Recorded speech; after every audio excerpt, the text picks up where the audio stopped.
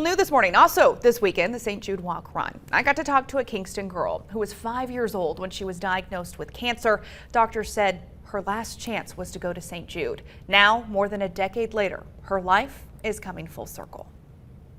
This is it. Hundreds of beads strung together. This bead right here was when I lost my hair.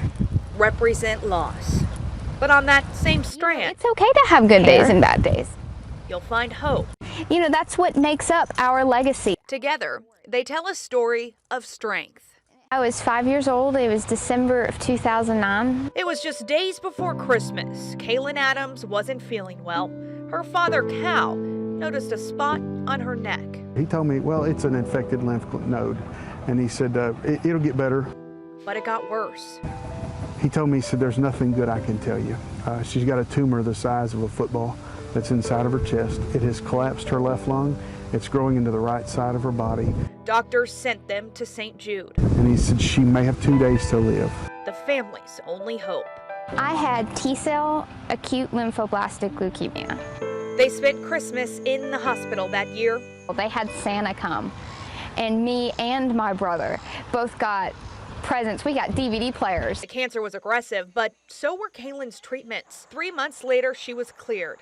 Her bills totaled more than $500,000. The very first bill that I have here on top is one that my insurance wouldn't pay, and it's for $8,000.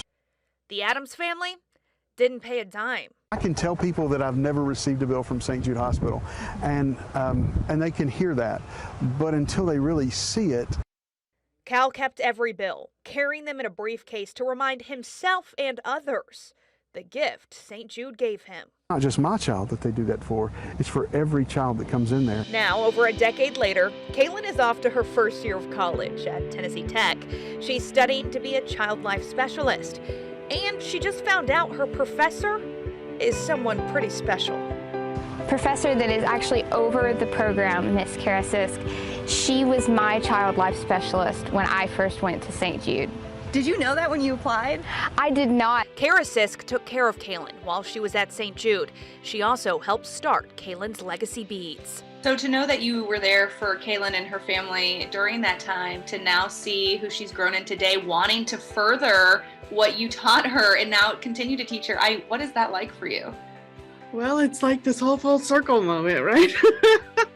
When we were reintroduced, her dad just expressed some gratitude, which was very special, because it meant I made an impact at that point in their life. St. Jude made sure that I did not miss out on any of my childhood. I want to be able to give back and give another child that. I think it's just more special than I can even put words to. My wife and I are pretty excited to see what God's going to do in her life. Those one bad moments doesn't have to make up the entire legacy.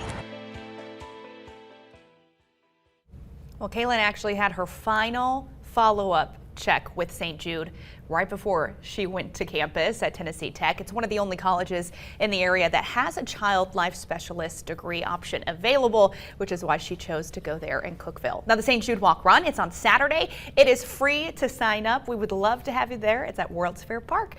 Opening ceremonies start at 8:45.